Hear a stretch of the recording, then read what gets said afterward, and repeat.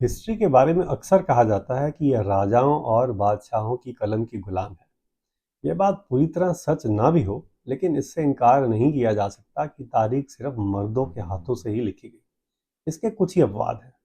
इनमें एक ऐसा नाम है जिसने मुगल राज को ना सिर्फ उभरते देखा, पर एक दराज उम्र की वजह से इसका सूरज उरूज पर देखा, और लंबी जिंदगी में मक्का में 4 साल मनमर्जी से घूमने की वजह से घुमक्कड़ मशहूर हुई। तुर्क के सुल्तान से पंगा लिया और मुगलों पर एक किताब भी लिखी। लेकिन कुछ ऐसा हुआ कि बदनामी के डर से इनकी किताब, जिसे हुमायूं नामा कहा गया, बादशाह अकबर ने दबा दी। तो आइए आज बात करते हैं अकबर की बुआ और बाबर की चहेती बेटी गुलबदन बेगम की।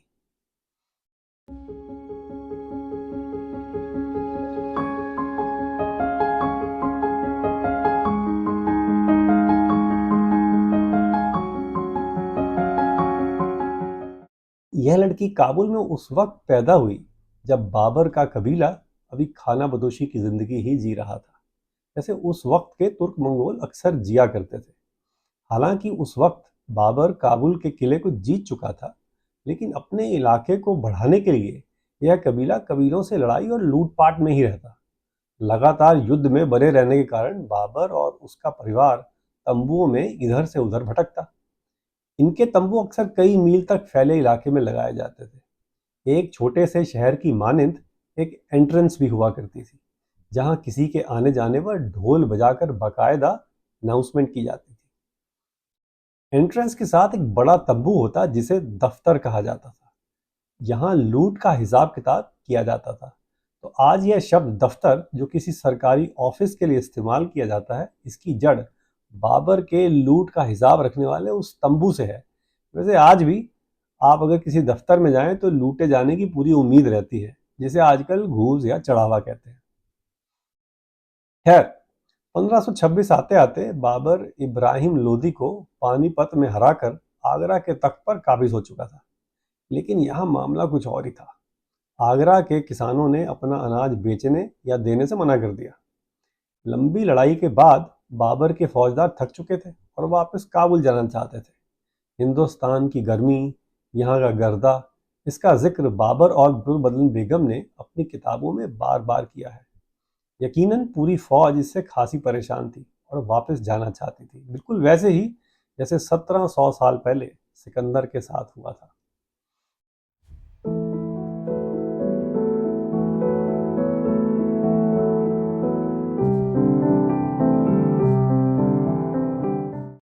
इब्राहिम लोदी के खजाने पर कब्जे के बाद सबसे पहले बाबर ने अपने परिवार और खानदानी विश्वास पात्रों को काबुल तोहफे भेजे।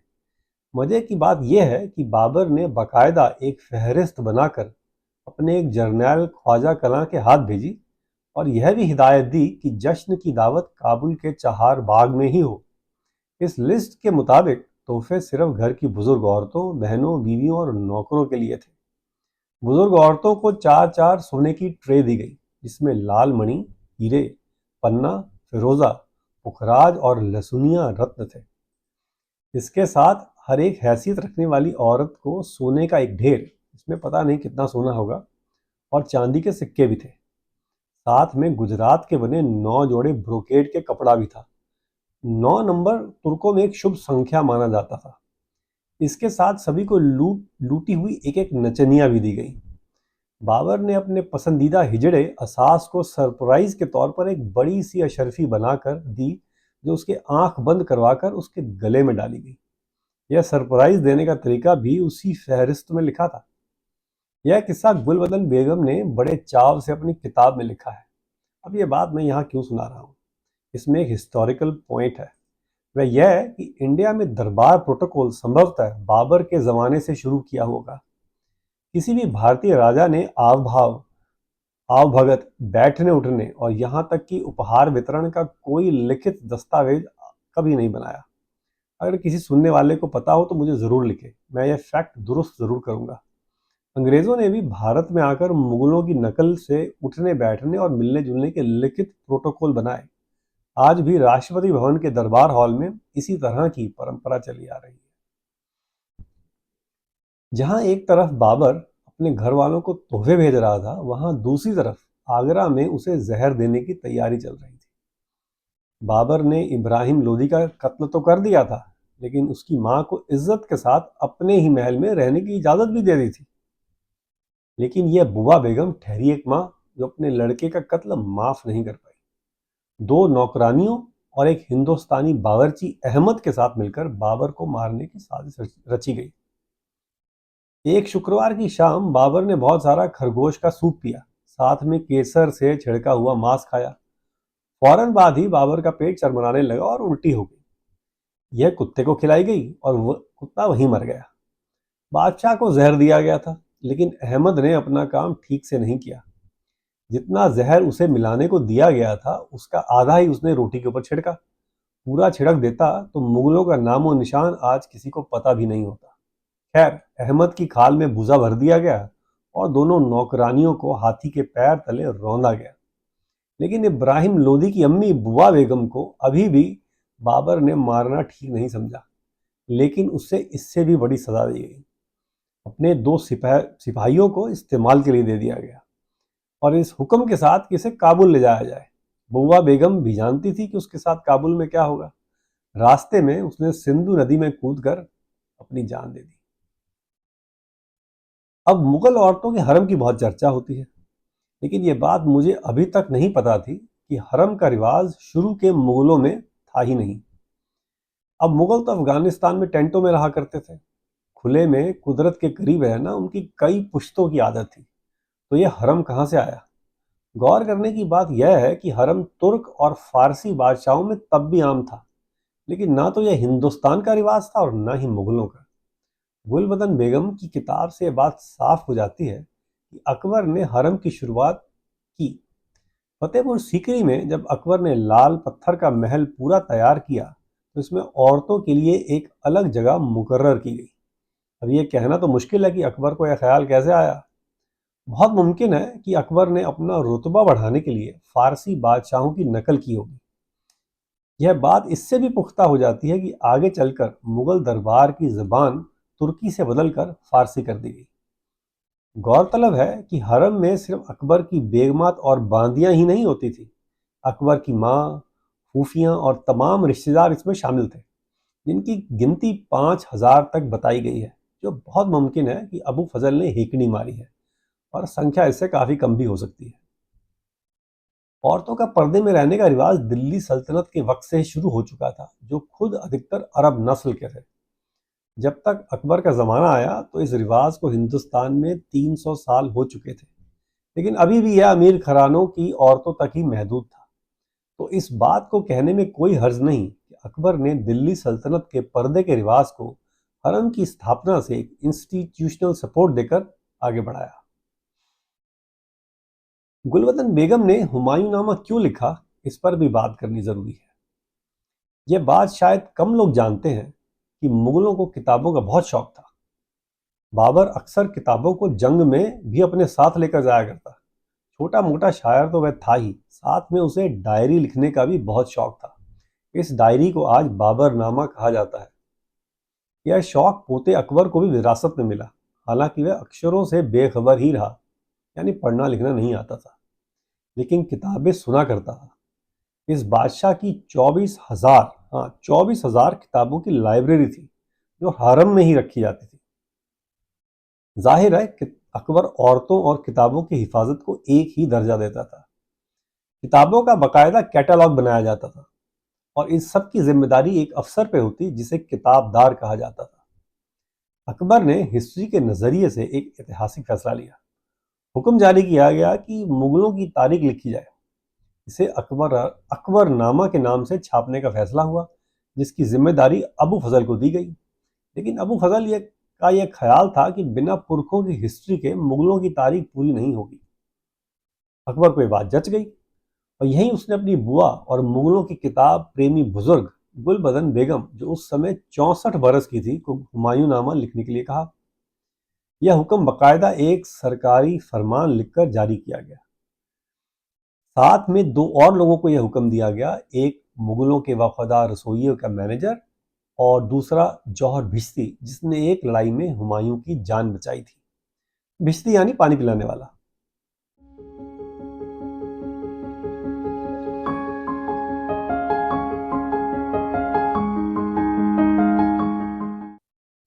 सबसे खास सफर जो गुलबदन बेगम ने किया वह हज था। आज के वक्त में यह कोई खास मायने नहीं रखती कि किसी मुगल बेगम ने हज किया, पर उस जमाने में इतनी दूर का सफर आसान नहीं होता था। औरतों के लिए मुश्किल बात थी, पर इससे ज्यादा सिर्फ औरतों का एक काफिले का लीडर बन के जाना, शायद उस जमाने तक यह जुर्रत किसी औरत ने की ही नहीं थी। सिर्फ यह एक सफर गुलबदन बेगम को उस वक्त की किसी भी और औरत से बिल्कुल अलग एक मसनद पर बिठा देता है। अब ऐसा नहीं कि यह औरतें बिल्कुल अकेली आगरा से निकली। अकबर ने सुल्तान ख्वाजा, जो कोई सूफी टाइप मुगल था, को मीर हज अपॉइंट किया और साथ में दो और मुगल मर्द भी शामिल किए। इसके साथ कई और छोटे मोटे अफसर, खानसामे, अटेंडेंट, टेंट लगाने वाले, पानी और सामान ढोने वाले भी शामिल थे। अकबर ने एक और पॉलिसी अपनाई थी कि शाही हज के काफिले में गरीब लोग मुफ्त जा सकते हैं। आज तक भारत सरकार हज पे सब्सिडी देती है। शायद इसकी जड़ भी अकबर के उस फरमान में है। गौरतलब बात ज्यादा यह लगी कि अकबर ने 6 लाख रुपए की नकद वहां जक़ात के तौर पर बांटने के लिए दी। 6 लाख उस जमाने में कितनी बड़ी रकम थी, इसका अंदाजा इस बात से लगाया जा सकता है कि 50 साल बाद शाहजहां ने ताजमहल लगभग 50 लाख की लागत से बनवाया था। अकबरनामा से यह भी पता चलता है कि अकबर लगभग इतनी रकम हर साल ज़कात के लिए मक्का भेजा करता था।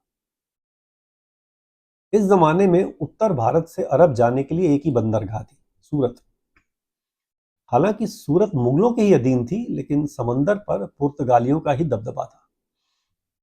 समुंदर में जहाज ले जाने के लिए हिंदुस्तानियों को पुर्तगालियों से एक पास लेना पड़ता था, वरना वह पूरा जहाज लूट लेते और मुसाफिरों समेत जला दिया करते थे। ऐसा वो एक बार कर चुके थे। अकबर द ग्रेट को भी अपनी बुआ के लिए पास अप्लाई करना पड़ा। सनक मिजाज पुर्तगालियों का पास देने के लिए कोई तयशुदा तरीका भी नहीं था। कई मीटिंग्स हुई, पर पुर्तगालियों ने कोई ठोस पेशकदमी नहीं की। 1 साल इंतजार करने के बाद गुलबदन बेगम ने अपना एक इलाका पुर्तगालियों को भेंट में दिया।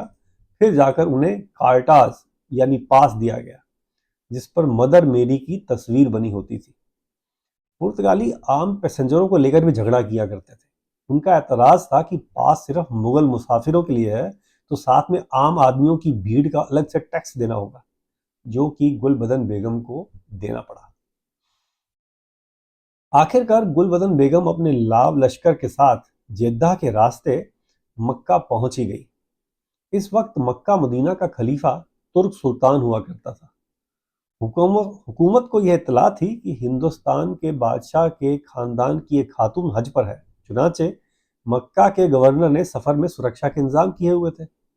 1 महीने के बाद ही साथ गए मीर हज सुल्तान ख्वाजा फतेहपुर सीकरी वापस लौट गए, लेकिन गुलबदन बेगम बाकी औरतों के साथ वहां मक्का में टिकी रही।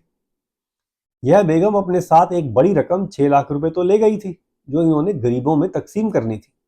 बात बड़ी छोटी सी और नेक लगती है, पर यही वजह बनी तुर्क सुल्तान की रुसवाई की।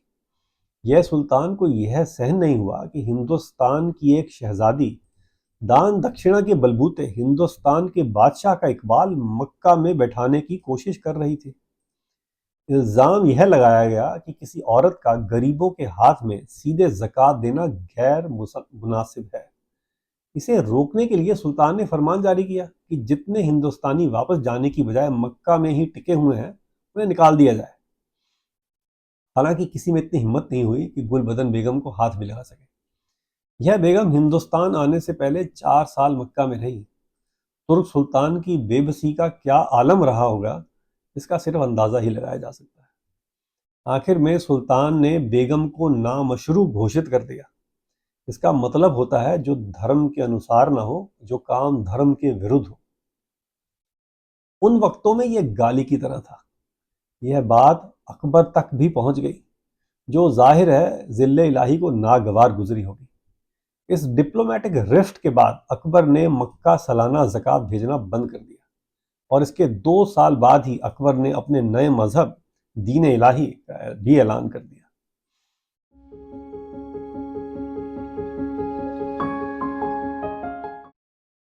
लेकिन गुलबदन बेगम की किताब हुमायूं नामा के बारे में एक बात बड़ी साफ है कि यह कहीं गुम होकर रह गई।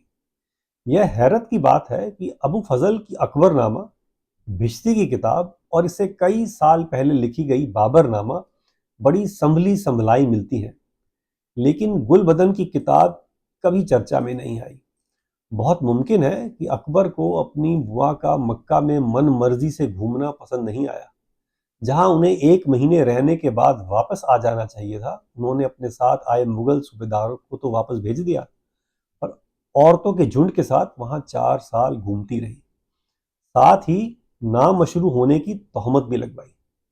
अकबर ने इसे अपनी शान में एक तौहीन समझा होगा और वह नहीं चाहता होगा कि गुलबदन बेगम तारीख में जानी जाए। अकबर की बाकी सभी किताबों की कई कॉपीज दुनिया में मिलती हैं। बाबरनामा और अकबरनामा काफ़ी मशहूर भी हुई, लेकिन गुलबदन बेगम की इस किताब हुमायूं नामा की सिर्फ एक कॉपी 1890 में इंग्लैंड में मिली। फिर भी गुलबदन बेगम के सर पर हिंदुस्तान की पहली महिला हिस्ट्री राइटर का ताज हमेशा रहेगा। यह था हिंदुस्तान हमारा, गुजरे वक्त की बातें और गुजरते आज के किस्से। देखते रहिए।